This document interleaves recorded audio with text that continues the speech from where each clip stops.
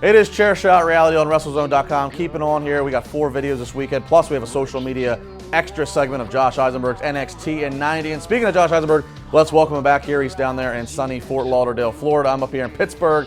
Josh, how's your weekend going? Justin, I am here all weekend long. There's no Juice, there's Ronell, there's no divas in studio. It's just you and me, man. It's a little bit of a thing I like to call love. Me and you, baby. Can I be Mike and you be Maria?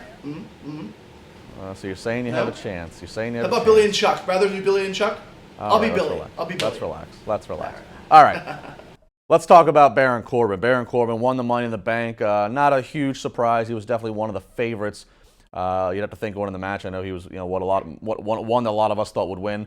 He does win. Your reaction initially to Baron Corbin? Are you still okay with Baron Corbin being given the briefcase? Absolutely. I think he was the only realistic, logical choice.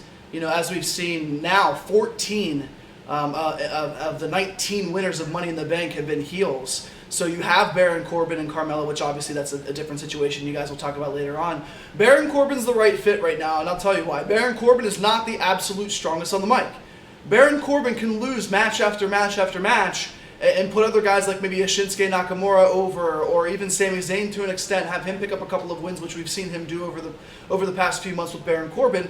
But he's always going to have that briefcase, so he's always going to be targeting the champion and always be the guy that everybody thinks could be the next world champion. I fear, and I'm not sure why I feel this, Justin. I like Baron Corbin, but I fear his cash-in is going to feel more like Jack Swagger than Dolph Ziggler. Well, that's a bold historical prediction or reference. So why do you feel that way about Baron Corbin? Well, I think Baron Corbin, he doesn't have as much charisma right now. He's not a guy that the fans need to see on their television screen, Justin. I think, as you saw Dolph Ziggler, they were craving for him to cash in. It could be the length of time that they had it, but I think it's also because they wanted him to do that. They wanted him for such a long time to be at the top of the mountain, and he finally got that.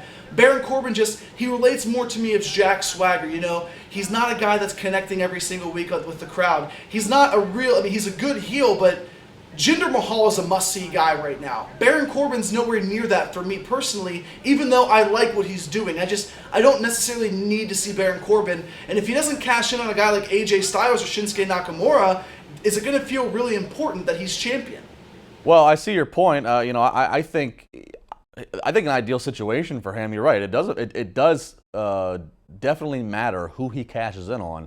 You're probably not going to see him cash in on a heel Jinder Mahal, and I think Jinder's going to hold this title at least through the remainder of the summer. So, just posing one option, you're right. He needs to cash in something big.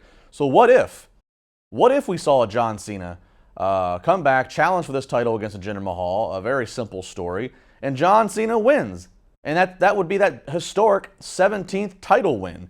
And what if right there, after a long, hard-fought match, John Cena wins, and right there you have Baron Corbin come out and completely ruin the celebration. All of a sudden, Jinder Mahal wasn't much to any of us, and now all of a sudden, he's one of the must-see guys, each and every week.